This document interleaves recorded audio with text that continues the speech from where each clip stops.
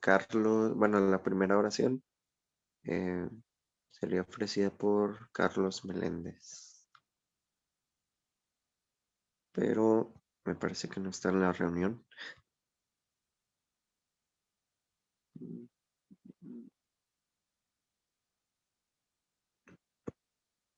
Ok, entonces, Dafne, ¿nos podrías ayudar con la primera oración? Sí, claro que sí, con gusto. Muchas gracias. Amado Padre Celestial, te damos gracias por la oportunidad que nos das de estar esta mañana en la clase de instituto. Te pedimos también, Padre, que podamos prestar atención no solo con nuestros oídos físicos, sino también con los espirituales. Te pedimos también que nos bendigas y que bendigas a los chicos que aún se van a conectar. También te pedimos que podamos prestar atención a la clase del hermano Miguel. Gracias porque a través de esta tecnología podemos tomar esta clase. Y todo esto, Padre, te lo pedimos en el nombre de nuestro Señor Jesucristo. Amén.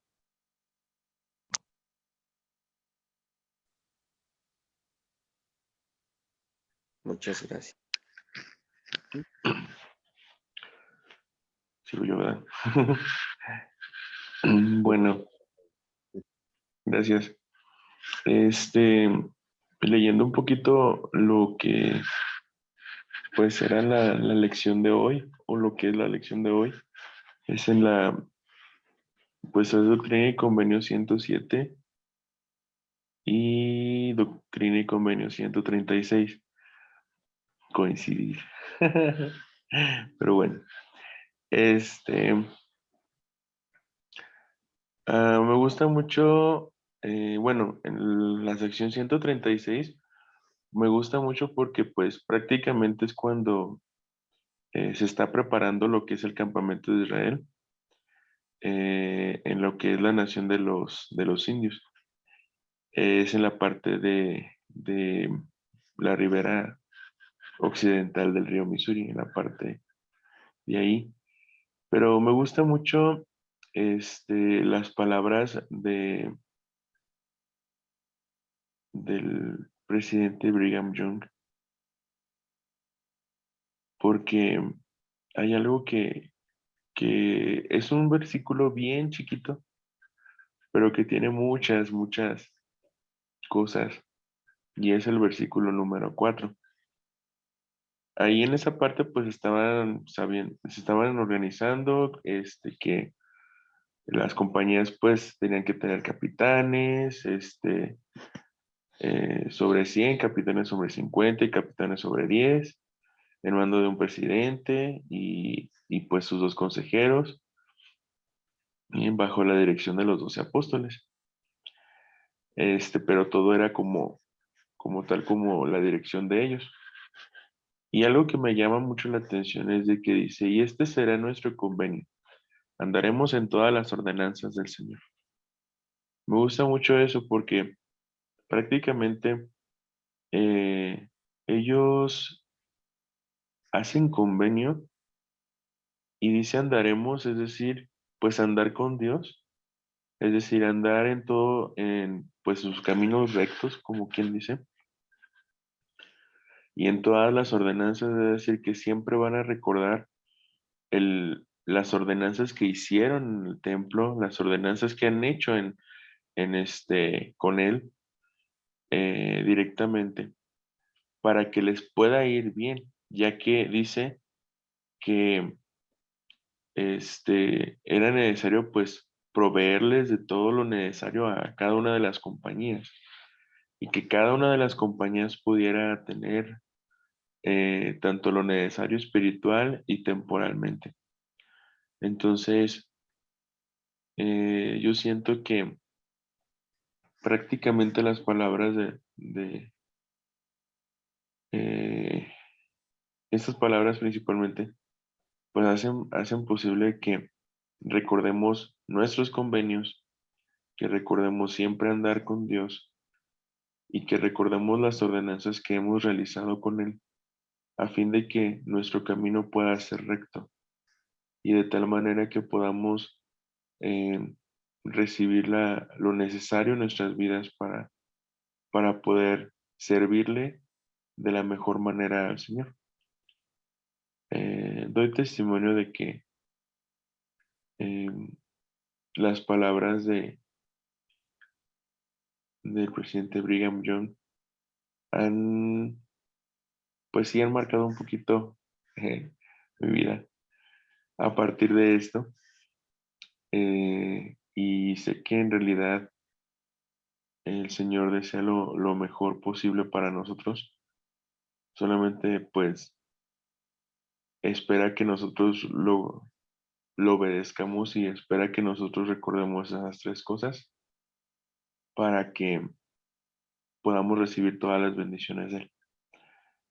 Esto lo comparto en el nombre de Jesucristo. Amén.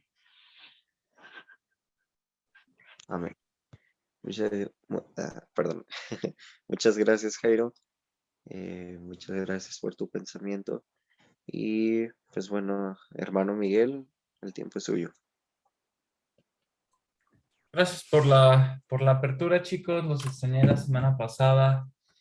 Estuvimos en una reunión de coordinadores en Monterrey por situaciones de causa mayor. Abraham ya no pudo asistir y él se quedó. Entonces, bueno, me hizo el favor de, de ayudarme la semana pasada. Y bueno, me han hablado mucho, ¿no? Del análisis y del estudio de la doctrina. Ya estamos por acabar, se vienen temas muy interesantes y bueno, uno de los fundamentos más interesantes de la restauración y de algo que nos caracteriza como iglesia tiene que ver con nuestro liderazgo, ¿no? El liderazgo que tenemos actualmente en la iglesia es muy fuerte hablando de nuestras autoridades generales. Pero yo quisiera retomar un fragmento, un video de la conferencia para ponerlo como contexto. Y entonces, después de este video, quisiera que pudiéramos responder algunas preguntas en relación a estos cimientos que tuvieron que suceder para que los líderes dentro de la iglesia hoy en día fueran tan maduros en su proceder, ¿no? Vamos a recordar este fragmento que se vio en la conferencia y que creo que es muy bueno.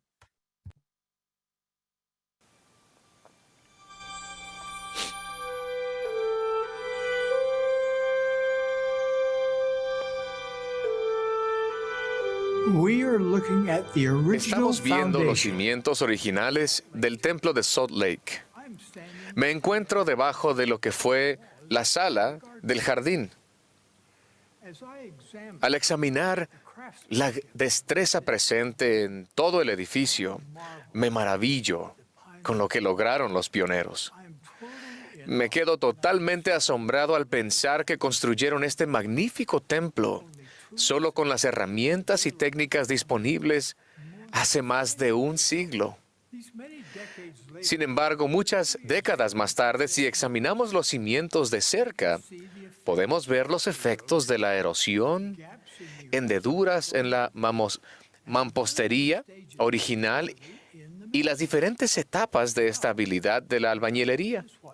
Ahora que soy testigo de lo que los ingenieros, arquitectos y expertos en construcción modernos pueden hacer para reforzar los cimientos originales, me quedo absolutamente maravillado. Su trabajo es asombroso. Los cimientos de cualquier edificio, en particular uno tan grande como este, deben ser lo suficientemente fuertes y resistentes como para soportar terremotos, corrosión, fuertes vientos y el inevitable asentamiento que afecta a todos los edificios. La compleja tarea de fortalecimiento que está en marcha reforzará este sagrado templo con el cimiento que resista y resistirá la prueba del templo.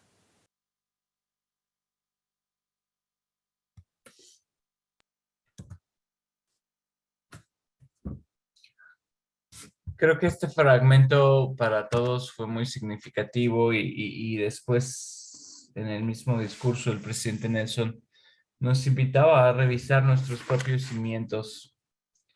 Yo quiero preguntarles, ¿cuáles son algunos cimientos que se han edificado en su vida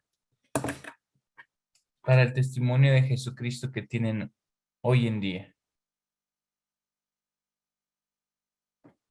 Aaron, ¿cuáles son algunos de los cimientos que tienes tú en los cuales actualmente tu fe está cimentada?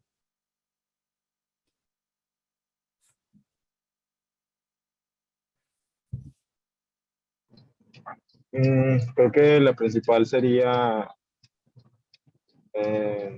las escrituras. A mí me ayudan mucho Muy a bien, recordar y aprender cosas. excelente ejemplo, Aaron, gracias. Y es un buen ejemplo porque muchos de nosotros al obtener un testimonio y al cimentar nuestro testimonio en las escrituras, bueno, se vuelve un cimiento poderoso.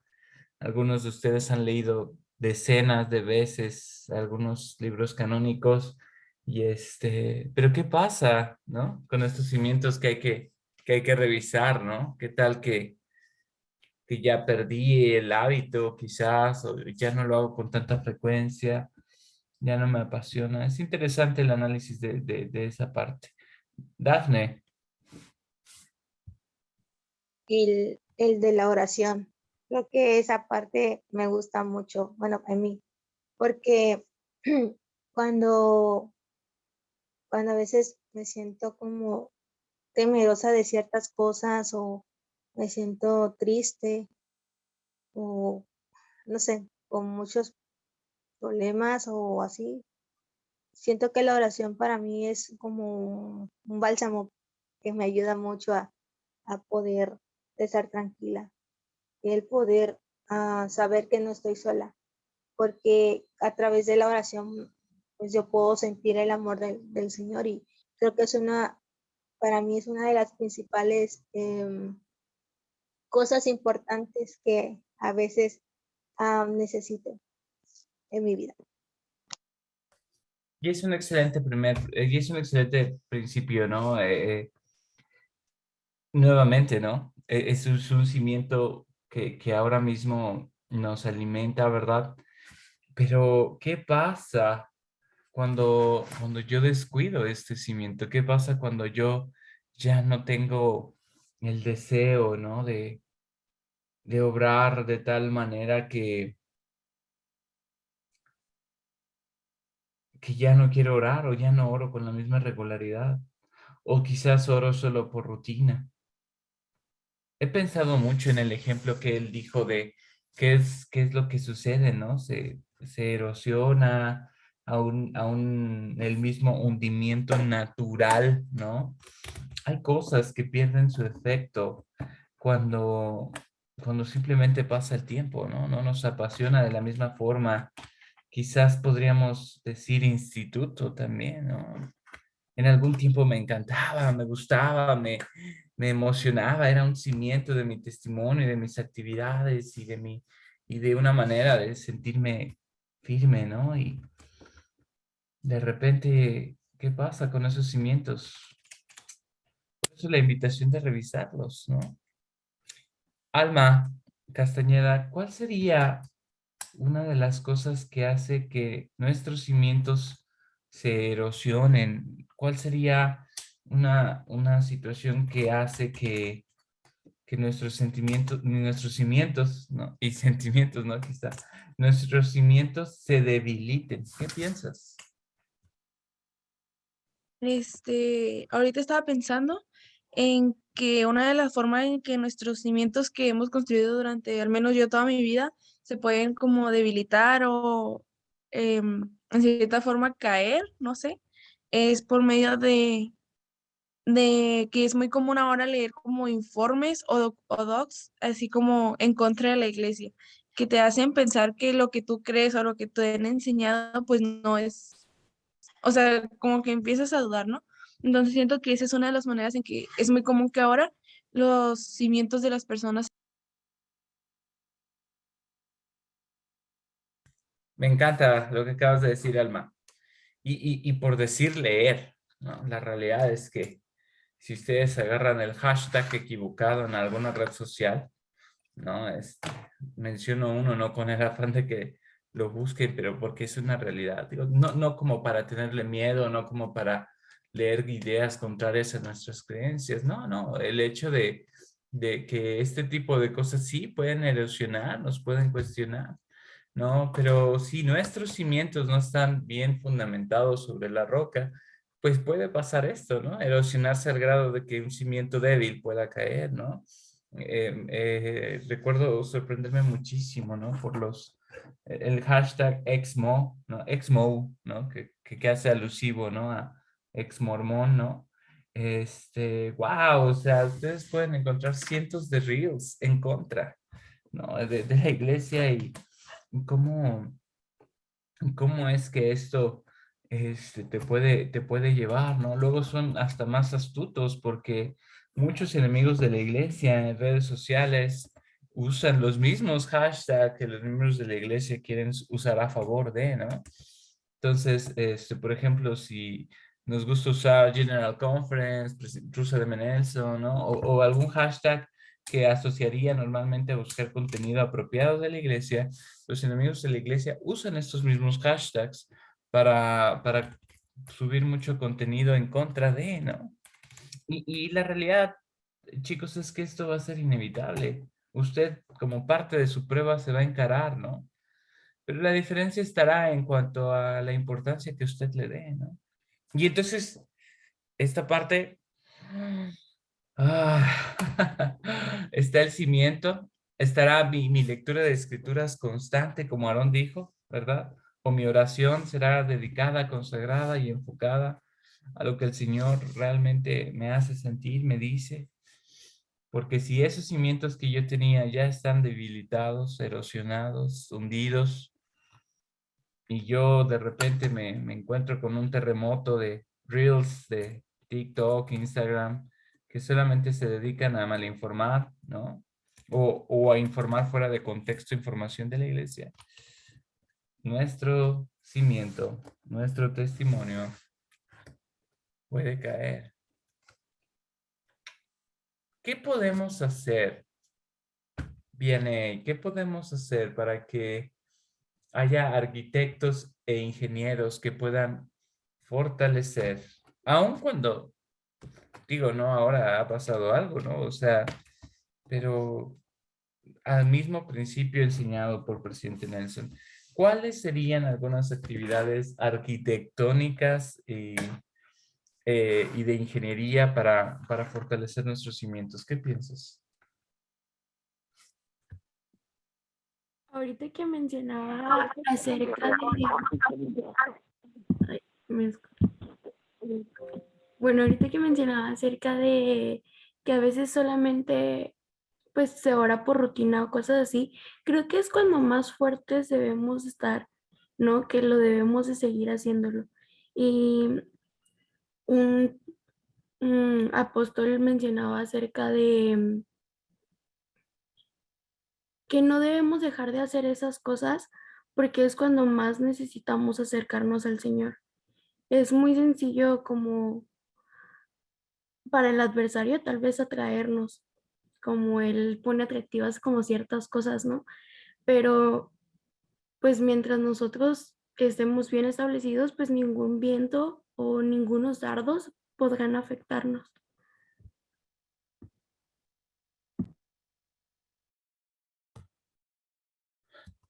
Es esto de regresar a lo esencial, regresar a lo básico. Me has puesto a pensar, yo coordino no solamente parcialmente el programa de instituto, también coordino de alguna forma el programa de seminario. Y la verdad es que instituto sí ha tenido y sí va a seguir teniendo cambios para innovarse, ¿no? Y la pregunta habitual que muchos maestros hacían o coordinadores a la dirección era, ¿cómo vamos a innovar ahora seminario? ¿No? Pero la respuesta no fue lo que esperábamos. Pero no por eso quería decir que no era la respuesta que necesitábamos. Y nos pidieron regresar a lo básico. Nos pidieron regresar a un enfoque más concentrado al dominio de la doctrina y a exponer situaciones, ¿no? De eso. Entonces, yo quisiera poner un caso de análisis con ustedes. Porque este caso es real, ¿no? Un joven, ¿no? Recién converso dentro de la iglesia. Y quiero que tengan en su mente qué le dirían o cómo buscarían ayudar a este joven en esta situación, ¿no? Un joven recién converso, Haas, que está participando recientemente en las actividades, se encontró un reel que hablaba acerca de actividades muy inapropiadas que estaban haciendo en la Universidad de Brigham Young, justificándose de algunos escritos, de algunas cartas que alguna vez están fuera sacadas de contexto del profeta Brigham Young, ¿no? Y en estas actividades, bueno, se están faltando diferentes leyes y diferentes escenarios. Esta práctica es bien sabida por algunos miembros o estudiantes que estudian directamente en el campus, que naturalmente están en contra del código de honor de la universidad. Pero esto a él le ha creado un gran conflicto. Un conflicto al grado de realmente pensar si pues los profetas no realmente reciben revelación y si realmente, aun cuando es una universidad de ese prestigio que se entiende deben de ser con una recomendación de la iglesia para poder tener algunos beneficios, sobre todo en el caso de los extranjeros, para poder participar. Él está realmente conmocionado y desanimado para poder participar y continuar en algunas actividades o aún su misma actividad dentro de la iglesia. ¿Qué le dirían para que él pueda saber o entender un poco más en cuanto a su participación dentro de la iglesia y sobre todo en cuanto a qué puede hacer él para obtener su propio testimonio, independientemente de las actividades que él o ella ahora se ha enterado que están sucediendo. Quisiera primero algún voluntario, y si no, ya tengo en mente a quién pedirle opinión. Pero primero me gustaría saber si alguien tiene algo que decir o cómo le ayudaría a ese amigo o a esa amiga. No sé cómo ponerle, llamémosle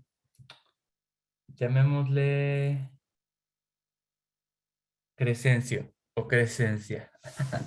¿Qué le dirían a Crescencio ante esta situación que está viviendo él?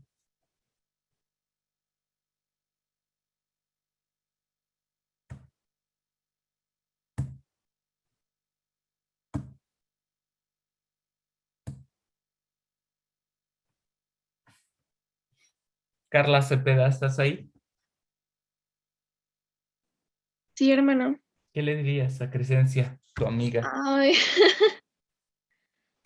pues estaba pensando y no, la verdad como que no tendría como un consejo como muy fijo, pero pues yo pensaría que pues él fuera como pues que no le hiciera caso, o sea, él a lo suyo, que se enfocara en sí mismo, porque pues sí, o sea, no debería de importarle como pues la vida de las demás personas. Cada quien comete pues sus propios errores y pues una persona pues tan más santa que sea, pues en algún momento puede equivocarse, pero pues él a lo suyo, ¿no? Me gusta, Carla. Francisco Javier, por favor. Y si tienes algún fundamento, escritura o discurso que pueda reforzarlo, Francisco. Pues más allá de un discurso, es una invitación que hacían todos los misioneros, bueno, de las preguntas básicas que le hacen a los investigadores, es que tanto así como se les invita a orar a ver si el profeta José Smith fue el profeta de la restauración, que también se les invite a preguntar la situación actual del profeta en ese momento, el profeta actual. Porque si el profeta José Smith fue el profeta de la restauración, entonces también el profeta actual va a recibir revelación que sea mejor para nosotros. Y eso es en donde entra lo que usted dijo, que es la revelación, tanto para cada uno, que eso es personal, como para todo, pues para todo el mundo, como es el profeta. Entonces yo me enfocaría en enseñarle un poquito acerca de la revelación y de la importancia de un profeta hoy en día y por qué es que es importante prestarle atención a sus palabras que nos ayudarán para los problemas de hoy en día. Entonces mandarlo al cimiento acerca de su testimonio de la misma restauración, ¿no? Creo que encontré la cita. Lo que dijo Carla me hizo recordar esta frase eh, de la conferencia, de hace algunas conferencias. Déjenme.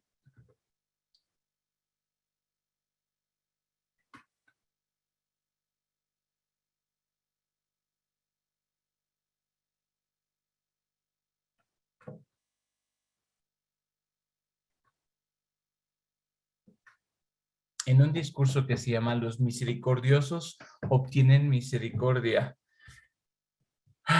Me encanta cómo lo dice, ¿no? Digo, Carla fue más como una situación de no te preocupes tanto por ti, ¿no? No te preocupes tanto por lo que hay, preocúpate más por ti, ¿no? Y en este caso, Francisco Javier también nos dirigió a decir, bueno, o sea, si tú tienes un testimonio personal, ¿no? De la restauración, ¿no? No tienes por qué alarmarte en cuanto a esta situación. Dice, no sé exactamente cómo expresar este asunto de no juzgar a los demás con la suficiente elocuencia, pasión y persuasión para que se grabe en ustedes. Podría citarles pasajes de las Escrituras, podría tratar de explicar a fondo la doctrina e incluso citar una calcomanía que vi hace poco que estaba pegada a la parte de atrás de un auto cuyo conductor parecía un tanto rústico. Pero las palabras de la calcomanía me enseñaron una gran lección. Decía, no me juzgues por pecar de manera distinta a la tuya. Debemos reconocer que todos somos imperfectos, que todos somos mendigos ante Dios. No nos hemos todos acercado sumisamente al trono de misericordia en un momento u otro para suplicar gracia. No hemos anhelado con toda la energía de nuestra alma recibir misericordia y ser perdonados por nuestros errores y pecados que hemos cometido. Ya que todos dependemos de la misericordia de Dios, ¿cómo podemos negar a los demás toda porción de esa gracia que tan desesperadamente deseamos para nosotros? Mis queridos hermanos y hermanas, ¿no deberíamos perdonar así como deseamos que se nos perdone? ¿Eso es difícil de hacer? Sí, claro que lo es.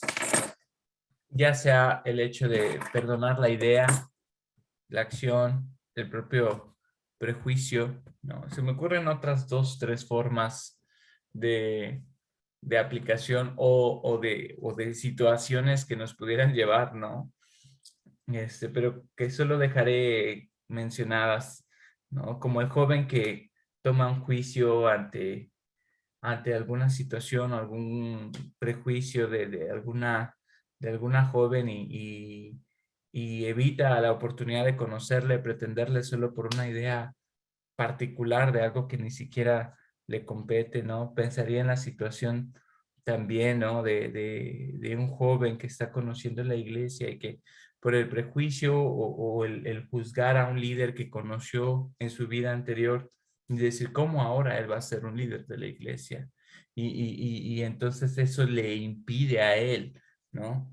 Estos 2 ejemplos del hacer un juicio y que eso no me permite entonces a mí progresar, abre la puerta a perder bendiciones, ¿no? Un joven que a lo mejor podría conocer a una joven excelente, pero tiene un prejuicio por una idea errada, ¿no? Y hace un juicio que no debería por pecar diferente o porque a lo mejor fue una decisión o una situación fuera de contexto y perder la oportunidad de tratar a alguien que podría ser su felicidad, ¿no? En el templo. O el caso del otro joven que ya no se permite seguir con sus convenios solo por juzgar el hecho de que su líder, su obispo o alguien en su vida anterior, pues fue muy diferente, ¿no? Esos ejemplos solo quiero dejarlos de alguna manera ahí sobre contexto, porque sí, ahora es fácil tener confianza en los profetas cuando tenemos un presidente de la iglesia que ha sido preparado décadas en su vida terrenal y tiene una experiencia académica, profesional, espiritual, emocional, mental, física, increíble, ¿no? Un hombre que que esquiaba hace unos pocos meses, ¿no? Aún a sus 96 años, 97 años de edad, y que tiene todos los grados académicos posibles, ¿no? Pero que también ha sido experto en la doctrina durante años. Claro, ahora es fácil pensar, lo ora el profeta, lo sostenemos, un quórum de los 12 apóstoles increíble, ¿no? Que también está lleno de líderes impresionantes, pero ¿cómo llegamos a este punto? ¿De qué cimientos fueron los que sucedieron, ¿no? ¿Qué aspectos difieren el proceso del liderazgo de la iglesia anterior al liderazgo de la iglesia hoy en día? Hay una diferencia abismal en cómo estaban las situaciones en la época de la restauración. Y esta es la parte que yo quisiera hablar y conectar las 2 lecciones del día de hoy. No, porque sí es un proceso muy diferente de liderazgo, sí son líderes muy diferentes y vaya que fue una situación muy compleja. ¿Alguien me podría decir qué pasa después de que el profeta José Smith muere? ¿Qué sucede con la iglesia de Jesucristo en ese momento? ¿Qué es lo que se amerita o qué es lo necesario posterior a la muerte del profeta? ¿Quién me puede dar un poco de contexto? A lo mejor le vamos a decir a...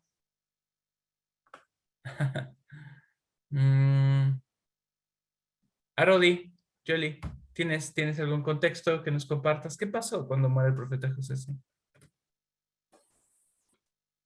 Pues, ay, perdón. Obviamente los que tomaron la tarea de ocasionar el mártir, pues se alegran. Pero lo que no sabían es que con la sangre de José Smith se selló su testimonio. Entonces, pues obviamente se causó gran tristeza entre los miembros fieles de la iglesia, pero al mismo tiempo pudimos ver cómo el sacrificio de una persona llegó a convertirse en lo que ahora conocemos algo sumamente importante para el testimonio de una persona. Fantástico, Arodi, gracias. Perlita. No sé si se me escuche bien, pero bueno. Algo que me gusta de la historia de la iglesia es la forma en la que, bueno, cuando fallece el profeta, muchos de los 12 empiezan a tener como un miedo de ¿qué va a pasar? Ya se acabó la iglesia, ¿no? Nos faltan las llaves, ¿no? Y hasta como, no sé, minutos después, horas después, se dan cuenta que no, que realmente el profeta antes de morir había pasado todas esas llaves, ¿no? Al quórum de los 12, entonces empiezan ellos a tomar las decisiones de la iglesia. Hubo también personas que querían ser los nuevos profetas porque tenían cartas, porque tenían formas pues bien raras, ¿no? De decir que el profeta los había elegido. Pero pues volvemos a lo mismo, que todo empezó por revelación y al dar discurso el presidente Young, pues él es elegido como el nuevo profeta. Entonces creo que son muchas cosas las que sucedieron, pero igual en todas se pudo ver la mano del Señor, del Señor guiando lo que Él esperaba o lo que Él quería para su iglesia. Completamente de acuerdo. Ese es fabuloso cómo muchas cosas se iban dando, ¿no? Antes de darle tiempo a Jairo, hay dos contextos que me gustaría decir.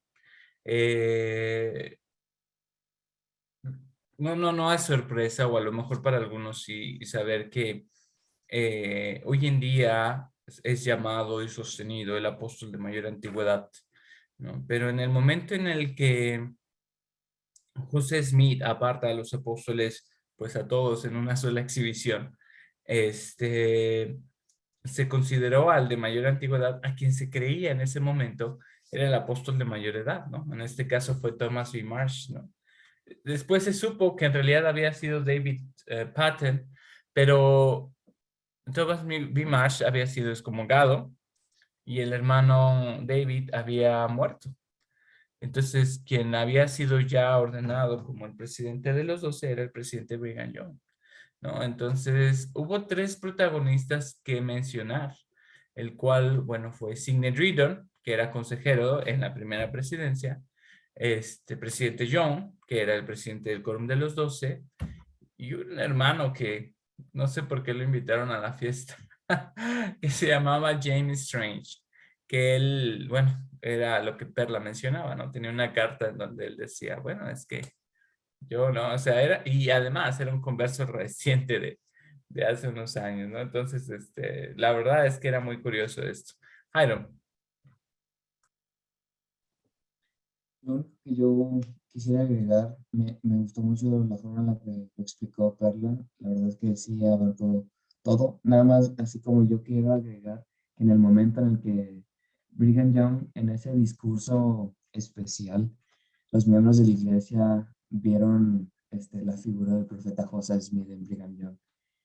Y como que eso fue algo más, como un testimonio, como una experiencia que confirmó a los miembros que efectivamente el presidente Brigham Young era quien había sido llamado por Dios, porque vieron la figura de José Smith en él, en ese discurso, por la forma en la que habló, por la forma en la que se expresó, y pues por obvias razones tenía el Espíritu de Dios que le estaba guiando. Excelente. Fíjense, recibí una impresión muy particular al leer también las escrituras asignadas. Quisiera pedirle a Samantha Reyes, si te es posible, ¿puedes leer, por favor, Doctrina y Convenio 107.33?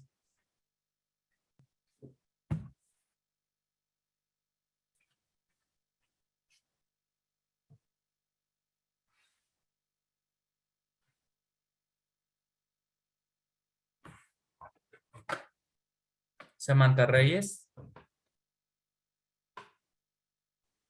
Sí.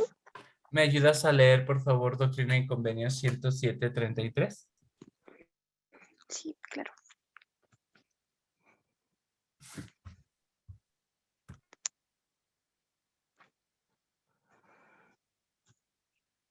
¿Me puedes repetir cuál era? Sí, claro. Doctrina y Convenios 107.33.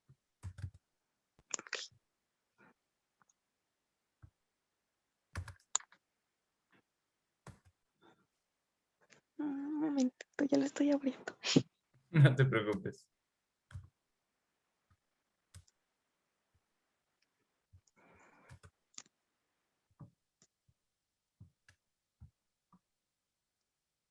Ok, dice. Los 12 son un sumo consejo presidente perdón, no. Los 12 son un sumo consejo presidente viajante para oficiar en el nombre del Señor bajo la dirección de la presidencia de la Iglesia, de acuerdo con la institución del cielo, para edificar la Iglesia y regular todos los asuntos de ella en todas las naciones, primero a los gentiles y luego a los judíos. Ok, esta escritura a mí me gusta mucho porque habla de dos figuras importantes. Y quiero explicar esto por el contexto que estamos viendo, ¿no? 3, 6, 9, 10, 11 y 12. Dice, los 12 son un sumo consejo presidente viajante para oficiar en el nombre del Señor bajo la dirección de la presidencia de la iglesia. En este caso nosotros la conocemos también como la primera presidencia. De acuerdo con la institución del cielo para edificar la iglesia y regular todos los asuntos de ella en todas las naciones, primero a los gentiles y luego a los judíos. Pasa algo muy interesante que la verdad es que quizás hemos visto, hemos entendido, pero ahí vemos lo importante que son las llaves del sacerdocio. Cuando me refiero a las llaves, también me refiero a la toma de decisiones. Pregunta de búsqueda o de contexto. ¿Qué es lo que pasa cuando el profeta o el presidente de la iglesia muere? ¿Qué pasa con el quórum de la primera presidencia?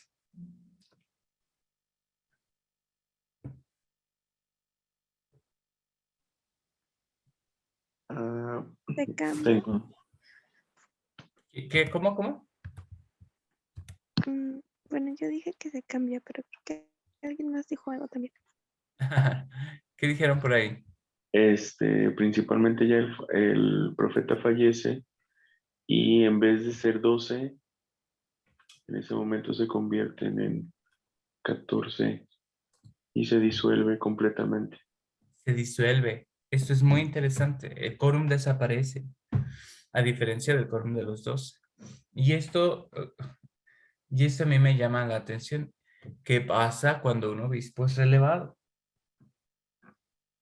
El obispado, los consejeros, se disuelve, solo quedando los secretarios en asuntos administrativos. Hemos escuchado esto antes, pero ahora tiene más sentido entenderlo.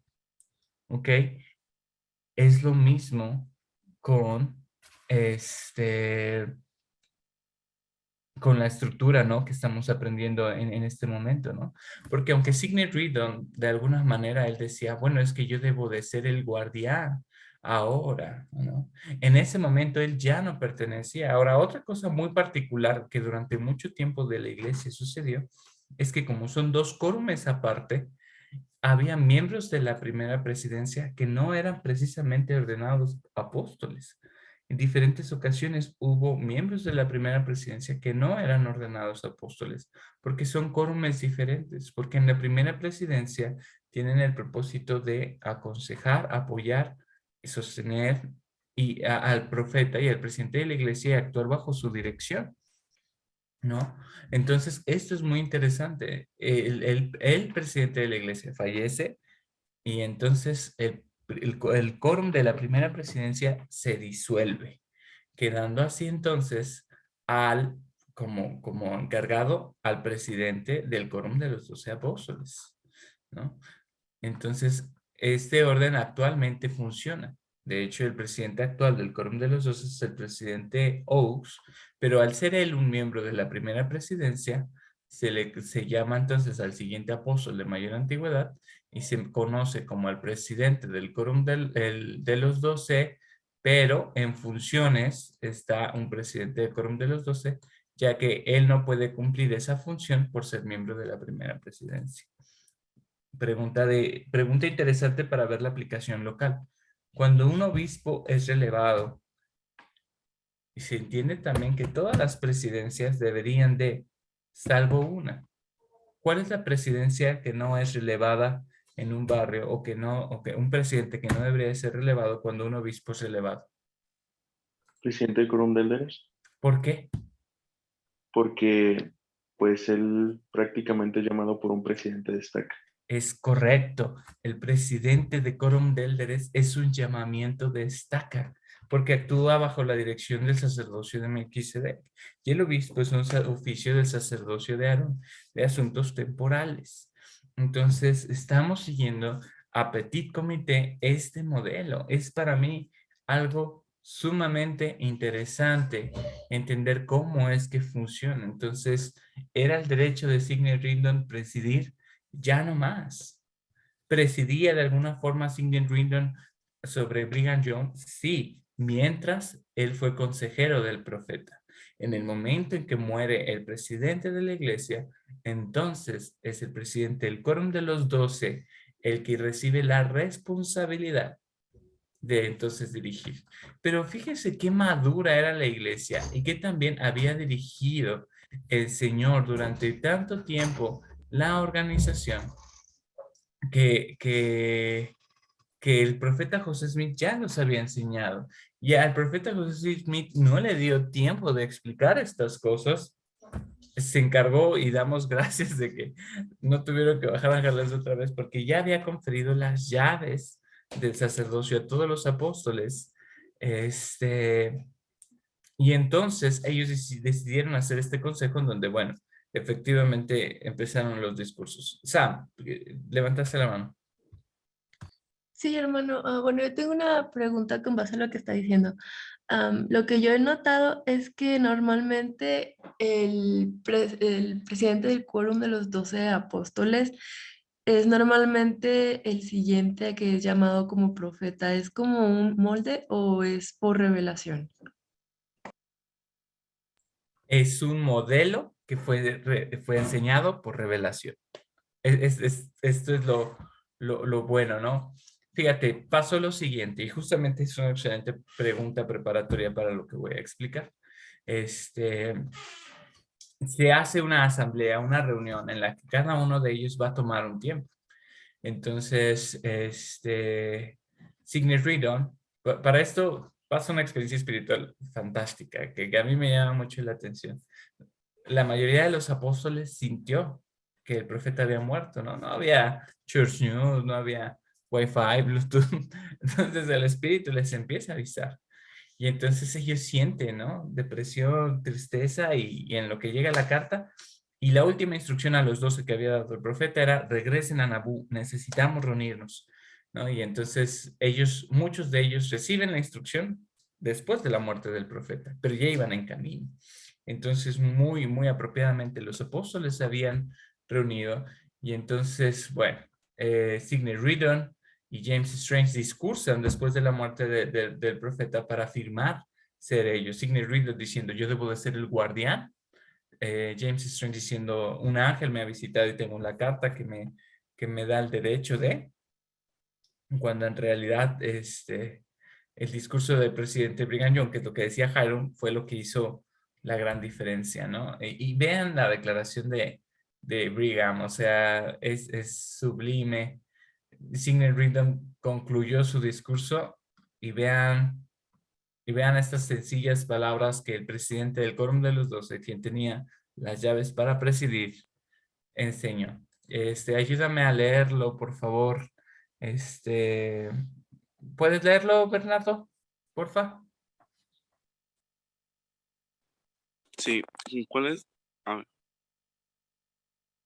Está en pantalla.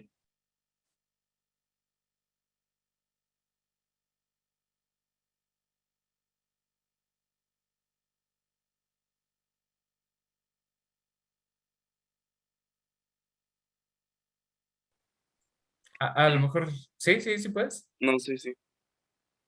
No me importa quién dirige la iglesia, pero hay algo que debo saber, y es lo que Dios tenga que decir al respecto. Poseo las llaves y los medios para averiguar cuál es la voluntad de Dios en cuanto a esto. Antes de que lo arrebataran de entre nosotros, José confirmó sobre nuestra cabeza todas las llaves y todos los poderes pertenecientes al apostolado que él mismo poseía. Ningún hombre ni ningún grupo de hombres puede interponerse entre José y los 12, ni entre el mundo ni el venidero. ¿Cuántas veces dijo José a los 12? He colocado el... Cimiento. Es que ya no me cargó.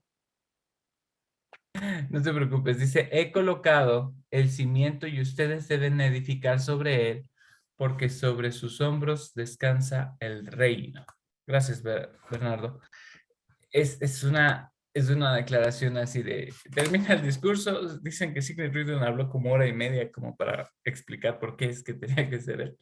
Y dice, no me importa quién dirija la iglesia, pero hay algo que debo de saber y es lo que Dios tenga que decir al respecto.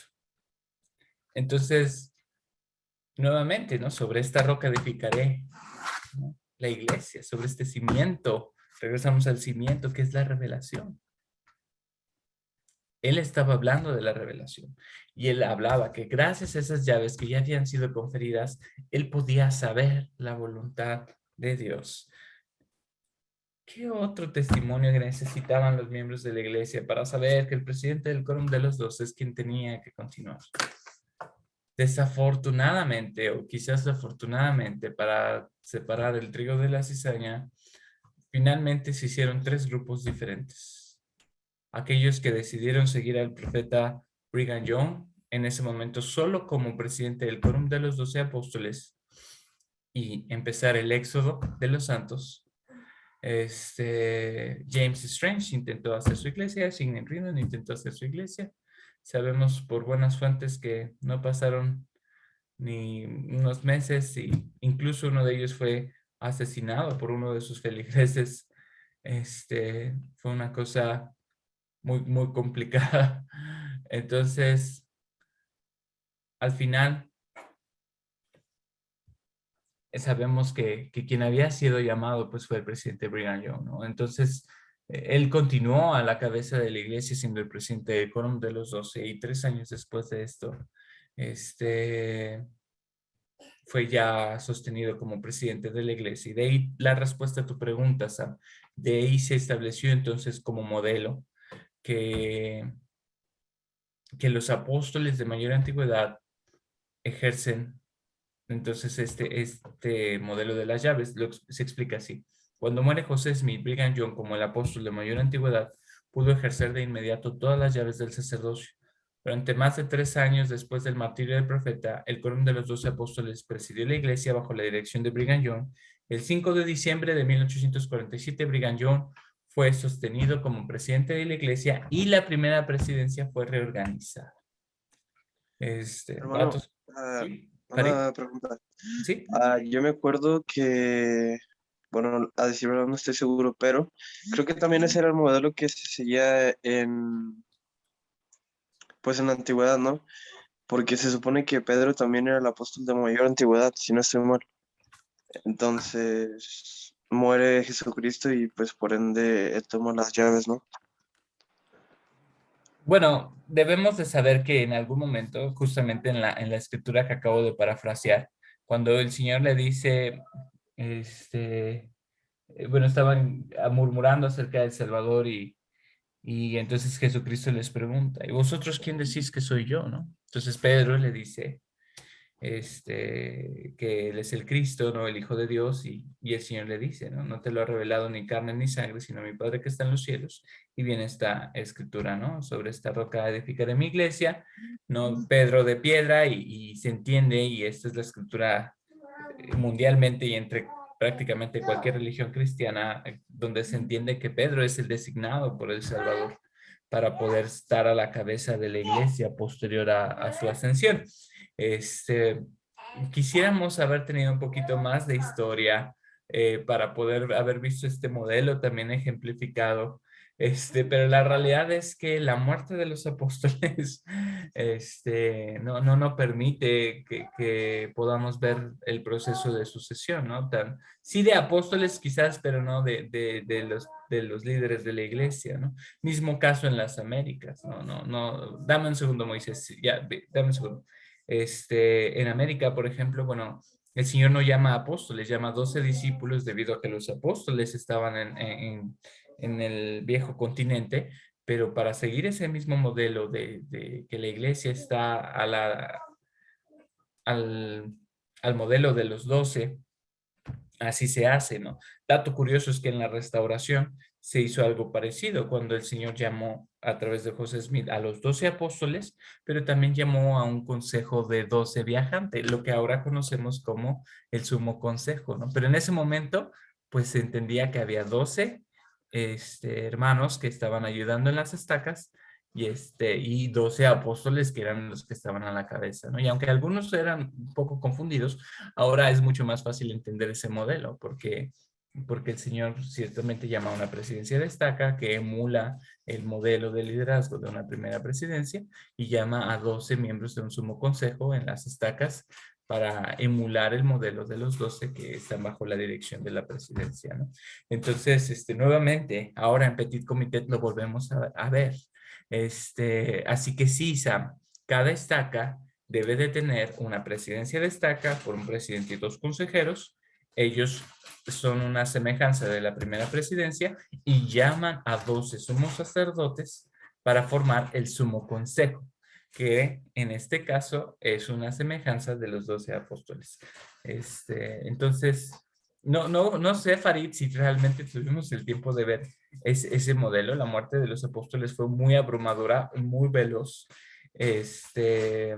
Sí entendemos y el primer registro que tenemos efectivamente fue el de Pedro y su hermano, pero cosa curiosa que también vemos el modelo del Señor, en donde vemos que la primera presidencia no es necesariamente la de mayor antigüedad, sino aquellos que elige el líder de la iglesia, es que, bueno, podríamos pensar que Andrés entonces era quien también debió haber estado con Pedro y no, Pedro siempre se acompañó de Santiago y Juan. ¿No? Dato curioso que vemos que la primera presidencia, pues por ejemplo, cuando llamaron al elder doctor, era un apóstol muy joven, ¿no? Y muere el profeta y él regresa a su lugar del apostolado que le corresponde. ¿Ibas a comentar algo, Farid, antes de darle el tiempo a Moisés? No, está bien. ¿Tu pregunta pudo ser contestada? Sí, yo creo que sí. Está bien, vamos a buscar esa parte, digo, sí, y de hecho, bueno, el modelo, la realidad, Farid, es que este modelo ha sido ya confirmado y revelado en esta dispensación, ¿no? Como tal, Sí, claro. el Señor no lo estableció en su procedimiento, bueno, porque él sabía de antemano que pues sus apóstoles morirían antes de poder hacer un proceso de sucesión, ¿no? Tan es así que ninguna iglesia tiene tan claro quién estuvo a la cabeza después de Pedro, ¿no? Que realmente fue una situación. Hay un documento muy interesante, no lo he compartido porque no he encontrado la fuente oficial, pero detalla las muertes de cada apóstol, ¿no? Y dicen, Juan murió solo en una isla feliz, ¿no? Y yo así de, ¿murió? ¿No murió? Pero he querido corroborar esa parte, ¿no? Moisés, por favor, ibas a comentar algo. Sí, era un comentario más acerca bueno, del principio del tema, de cuando escogen a Brigham Young. Ahorita, por ejemplo, pues, cuando fue llamado cuando escogen, perdón, me equivoqué de palabra, cuando el Señor llama a Brigham Young. Ahorita actualmente, pues cuando fue llamado el profeta Russell M. Nelson, pues a pesar de que pues todos sabíamos que pues era el apóstol que seguía como profeta, que iba a ser escogido y llamado, aún así pues el quórum de los 12 en la siguiente conferencia, pues hacen el comentario, ¿no? De que si tienen alguna duda, pues oren al Padre Celestial para que les pueda confirmar que Él es Él es el profeta llamado por Dios y que fue escogido como tal. Y pues todos podemos pensar que es una pregunta de molde, sí, háganlo para corroborar sus dudas, pero me imagino en aquel momento en el que ahorita pues ya sabemos la historia que es Brigham Young, luego John Taylor, Wilford Woodruff, etcétera. Me imagino a los miembros diciendo, oiga, pero es que este hermano tiene una carta o este hermano dio una buena explicación sobre por qué tenía que ser profeta. Y escogieron al más sencillo, escogieron a tal, o escogieron a... Ahí me pongo a pensar que realmente hubiera sido importante poder decir, Padre, este es el profeta que tú has escogido o se han equivocado los 12. Gracias, Moisés. Gracias por traer esto a la mesa. La verdad es que regresamos a los cimientos, ¿no? Que fue el principio rector por el que hemos empezado, ¿no? A hablar de esto. Si ellos se hubieran ido a la simiente y cada uno de ellos había obtenido un testimonio del Libro de Mormón, había obtenido un testimonio de que José Smith era un profeta de la iglesia, por revelación. Y por eso es que Brigham Young lo dijo tal cual. O sea, no me importa. No me importa quién sea. Lo que sí sé es que el Señor ya dejó las llaves con sus apóstoles y que aquella persona que el Señor llame, que yo puedo saber su voluntad. ¿Se imaginan qué declaración? ¿Podemos nosotros decir algo como eso? ¿Podemos nosotros decir, bueno, ahora no lo sé, no me preocupa, pero sé que puedo saber? Quiero enseñarles una joya que a mí me gusta mucho, esta situación. ¿Recuerden cómo fue el modelo recién el Señor ordenó a los apóstoles de ese momento? ¿Por qué? Porque Él dijo, bueno, llamó a todos y como todos fueron llamados el mismo día, el que se creía era la mayor edad fue el que fue el presidente de la iglesia, ¿no? Y hubo sabiduría en la ignorancia que tuvieron en ese momento porque el hermano David iba a morir, quien sí tenía la mayor edad. Después de esto, entonces se entiende que es el apóstol de mayor antigüedad, como lo fue Brigham Young, y como lo han sido a lo largo de este tiempo. Pero ahora la edad juega un factor interesante, sobre todo para aquellos apóstoles que son llamados casi a la misma edad. Les voy a enseñar este diagrama actual. Y esto, Sam, espero que te ayude a responder tu pregunta. Aquí podemos ver a detalle las edades de los apóstoles y la primera presidencia, así como también el tiempo que llevan en el apostolado, ¿de acuerdo? Entonces podemos ver que, por ejemplo, el presidente Nelson, que es nacido en el 1924, fue llamado en abril de 1984, ¿no? Y entonces tenía 59 años cuando fue llamado.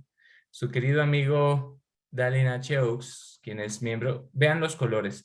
El color doradito es primera presidencia, azul bajito o azul más claro es presidente del quórum de los 12 y los otros colores son miembros de los 12, ¿no? Entonces el presidente Oaks tiene 89 años, pero fue llamado en la misma conferencia que fue llamado el presidente Nelson. Ahora, ¿por qué el presidente Nelson fue llamado antes? Esto es bien interesante, chicos. Esto sí es algo que quiero enseñarles. Cuando dos apóstoles son llamados en la misma conferencia, el que es sostenido antes es el que es de mayor antigüedad y usualmente el que es sostenido antes es el apóstol de mayor edad. Ahí se juntan los dos principios. Misma situación con Elder Bednar y Elder Uchtdorf. Los dos fueron llamados en la misma conferencia. El elder Uchtdorf fue llamado el 2 de octubre del 2004 y el elder Bednar fue llamado el 2 de octubre del 2004. Pero el elder Uchtdorf es un apóstol de mayor antigüedad porque fue sostenido antes que el elder Bednar. ¿En qué se basó la decisión? En la edad. El elder Uchtdorf ya rebasa los 80 años, mientras que el elder Bednar apenas va a cumplir los 70. Yo sé que los tengo apantallados y están a punto de pedirme la liga. Jairo, ¿qué pasa? Esto lo entendí un poquito. Yo también. Como saben, pues soy miembro del Sumo Consejo en mi estaca. Tenemos esta misma, se podría decir, este mismo modelo. A Jordi y a mí nos llaman el mismo día y a la misma hora. Pero a mí me sostienen primero que a Jordi.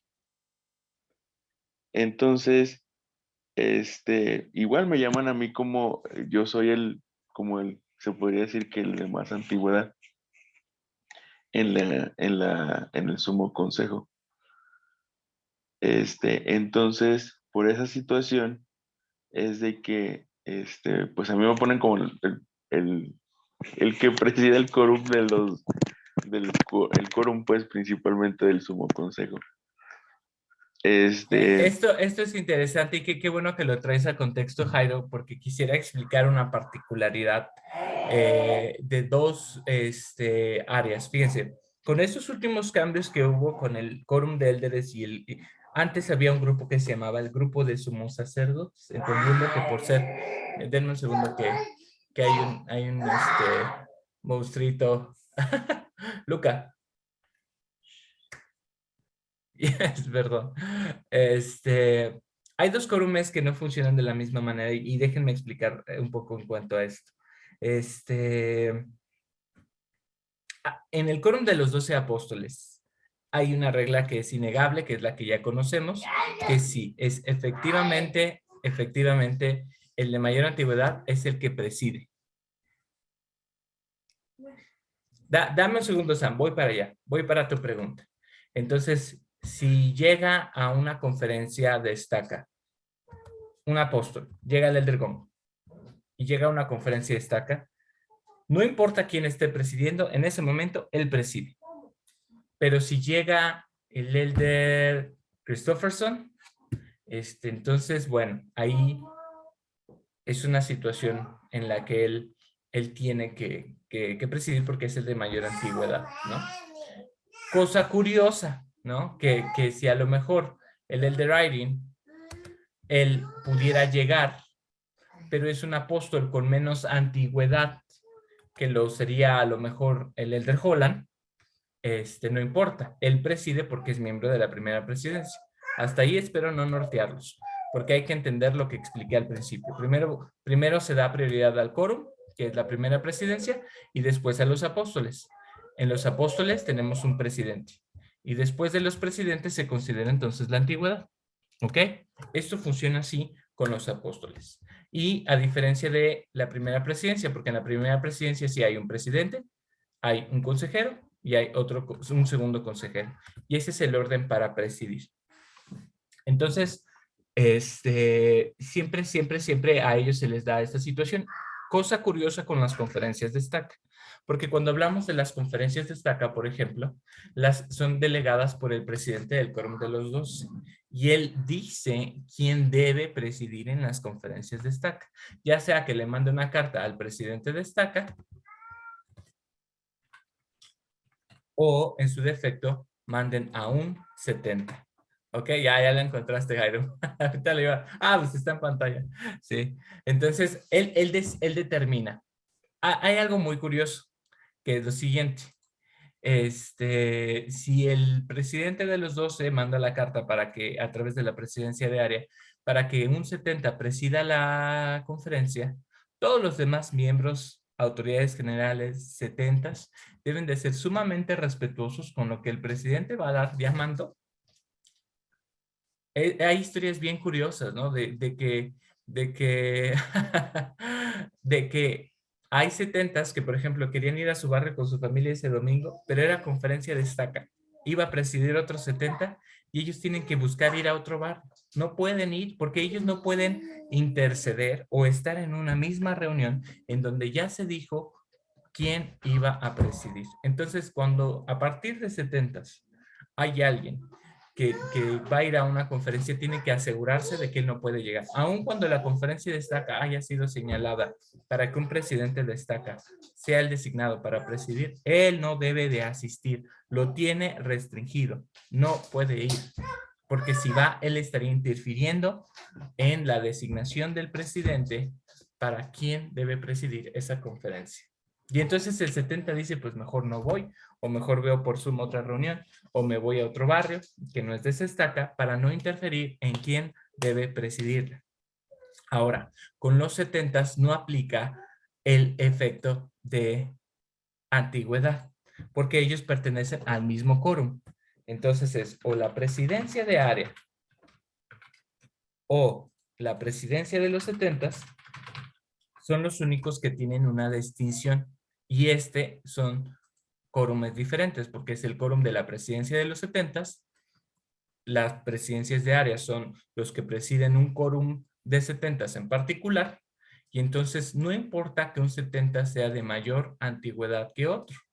La realidad es que ahí ellos tienen que decir un piedra, papel o tijera o ponerse de acuerdo ellos para determinar quién debe de presidir si por alguna razón en una no conferencia los dos coinciden.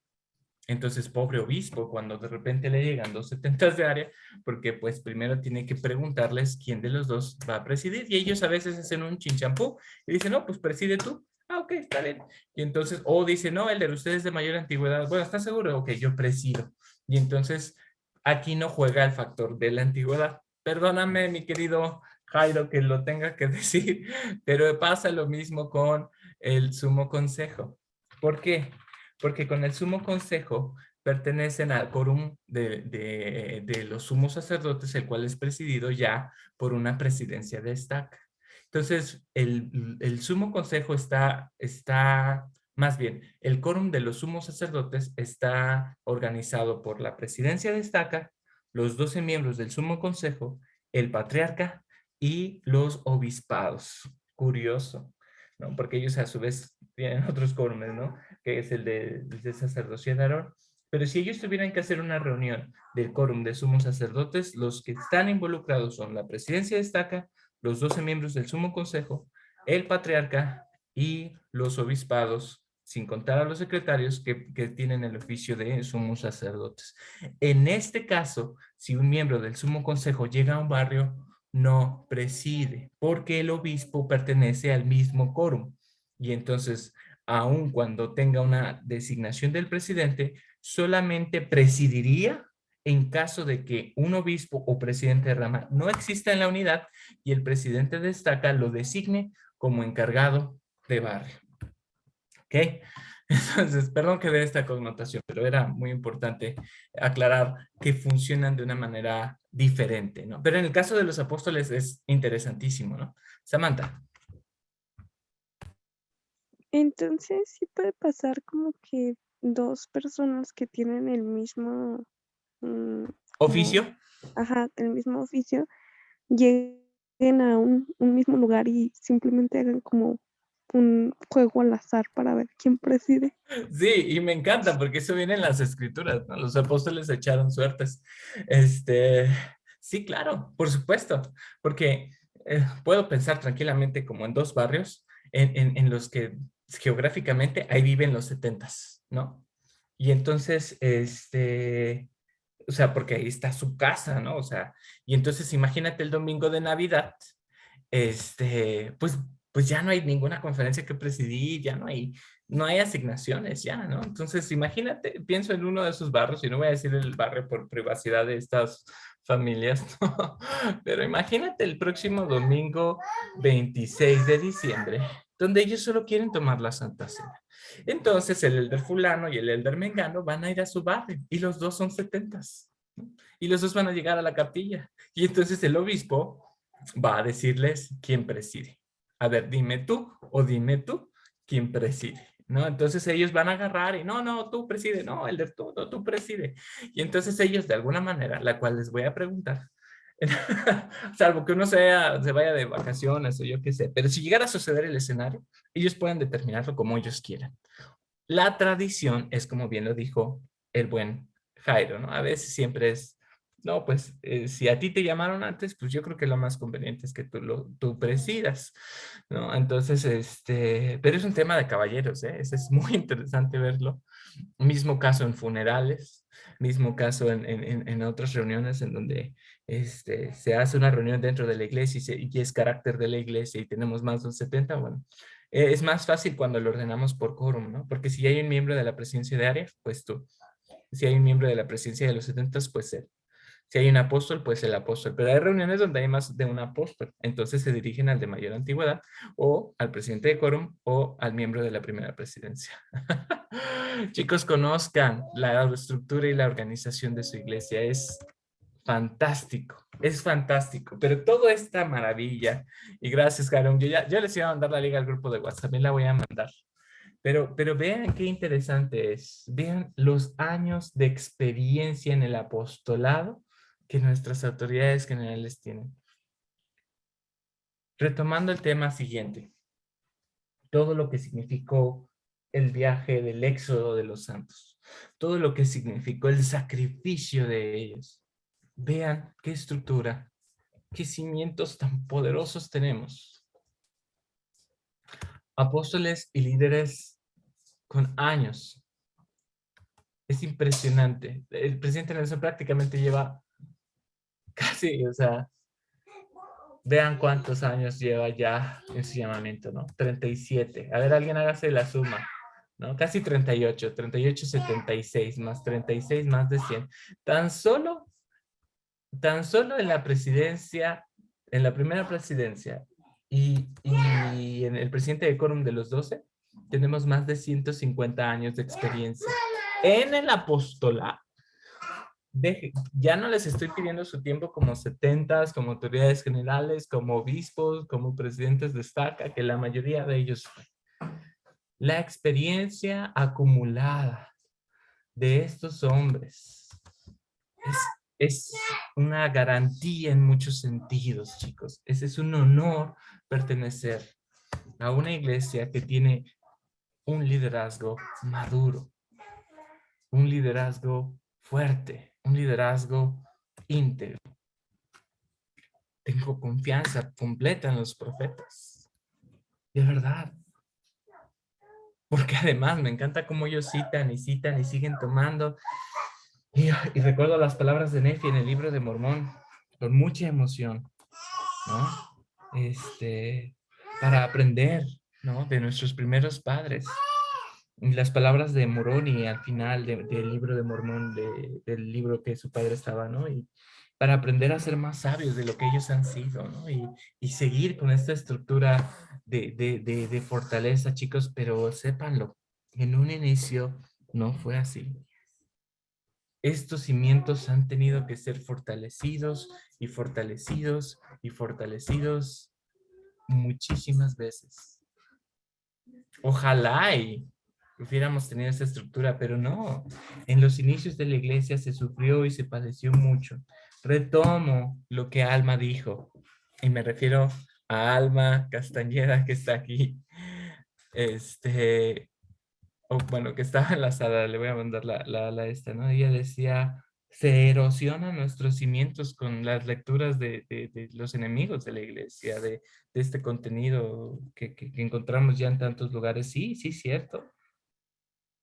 Pero del mismo ímpetu de usted lea la conferencia, los discursos de estos hombres que han dedicado su vida, ¿no? Al ministerio y ahora al apostolado. Es algo que yo quiero decirle, chicos. Estos cimientos han costado muchísimo. Muchísimo. Estos cimientos han sido muy difíciles de establecer, muy costosos además. Todo lo que los santos pagaron en su éxodo todo lo que costó el que la iglesia pudiera mantenerse. Chicos, confíen, hay garantía, hay seguridad en los profetas. Y aún así tienen la humildad de que en ocasiones sigan haciendo correcciones y adecuaciones a sus declaraciones y a lo que la iglesia, porque han aprendido, porque han pagado el precio para poder entender y, como lo dijo el presidente Brigham Young, conocer la voluntad del Señor. Comparto mi testimonio. Como Brigham Young dijo, no me importa quién sea el líder de la iglesia o quién sea el líder que el Señor ha establecido. La verdad es que no me importa. Lo que sí me importa y lo que sí sé es que yo puedo saber por mí mismo que estas cosas son verdad o no. Y si usted aún no tiene un testimonio, búsquelo. Si no tiene un testimonio personal del presidente Nelson, búsquelo. Eso sería una locura pertenecer a una iglesia en la que no estás convencido si el profeta ha sido llamado por Dios o no. Hay tantas amonestaciones y advertencias en las escrituras de los falsos profetas que yo no me arriesgaría a seguir uno que no ha sido llamado por él. Sé sin ninguna duda que el presidente Nelson ha sido llamado por Dios por inspiración y que tiene todas las llaves que fueron restauradas desde el principio. Pero es un testimonio personal que yo he pagado un precio para obtener. Y te invito a poder hacerlo a ti también. Y que a través de él obtengas un testimonio de Cristo. Y que a través de él tú puedas saber también que Cristo vive. Y comparto mi testimonio de estas cosas y lo hago en el nombre de Jesucristo. Amén.